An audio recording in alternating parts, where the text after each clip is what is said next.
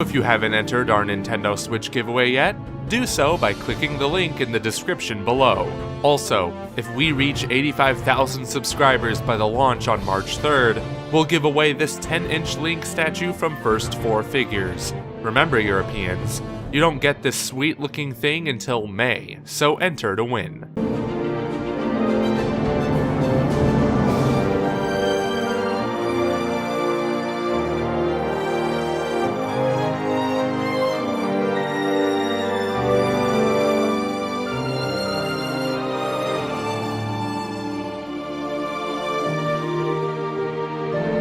With only a few days left until the release of the Nintendo Switch and The Legend of Zelda Breath of the Wild, everyone is on the edge of their seats with anticipation. You'd think that with all we already know, Nintendo would think we were already excited enough to get our hands on the new Zelda game. But the news, screenshots, and game footage just keep on coming. So let's dig into the latest news about Breath of the Wild.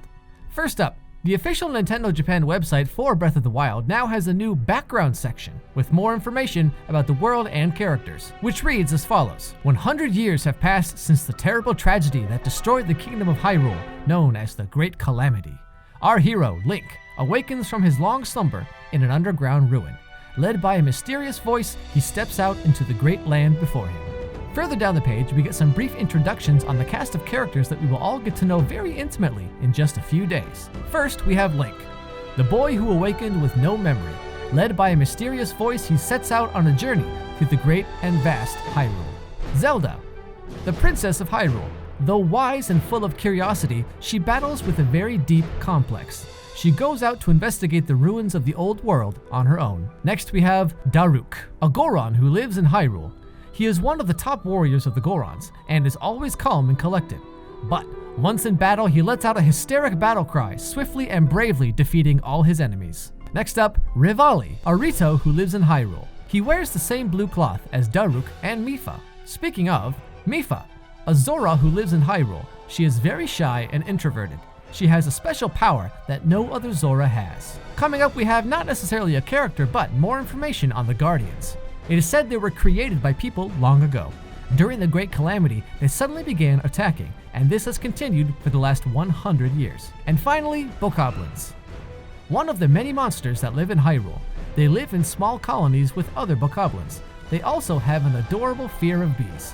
If seen, they will immediately attack. So, there you have some more information to wrap your head around as you wait these last few days for Breath of the Wild to be released. Now, it's no secret that not everyone is happy with the Zelda DLC announcement. Bill Trinnen from Nintendo stepped in to give us some more information on why the DLC would be created for Breath of the Wild. And he says, quote, "It was tough because we actually had a lot of debate in terms of do we announce it, how do we announce it.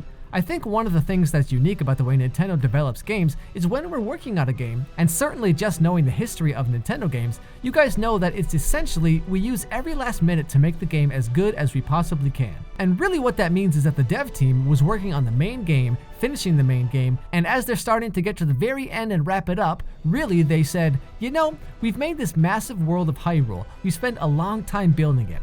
It would be a waste to just make one game and have that be it. We want people to be able to enjoy exploring this world. And so they started thinking about, well, if we were going to do DLC, what would we do? How would we do it? And you can see that in the fact that the DLC is not launching the day after the game or the week after. It's coming out several months later in the form of the first pack, then several months later after that in the form of the second pack. And that's because the content is in development. So I think from my perspective, obviously, if we were able to share more details, that would have been easier. But if you look to the example of something like a Mario Kart type of a DLC approach, really, what the goal is let's give people the option to purchase it when they're at the store buying the game and give them something to look forward to, and kind of let them know there's more to come in this world. And if you're a Zelda fan buying Nintendo Switch at launch, and really you're buying it for Zelda, I mean, how happy are you to know that, hey, I'm going to be able to play more Zelda in this world again later this year? In a Q&A with Nintendo France, Eiji Aonuma was asked once again about Link's signature green tunic. He answered that although there are certainly many different clothing styles for Link to wear, some you get in battle, some you find in chests, some you purchase on your own, yes, Link's famous green tunic would be available in the game. So now you have one more thing to search for in the great and vast new open world of Hyrule. Just one more thing. And beware, there be spoilers ahead. Seriously guys, no joke. Spoilers. You ready?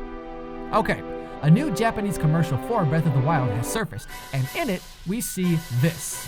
Now, could this be Valoo from Wind Waker? Could this be Volvagia from Ocarina of Time? Or could this be a brand new dragon that may or may not even be linked to these two? Well, no one knows for sure right now, but the news and rumors keep on coming, and we'll all know what Aonuma has cooked up in the latest Zelda game in just a few days.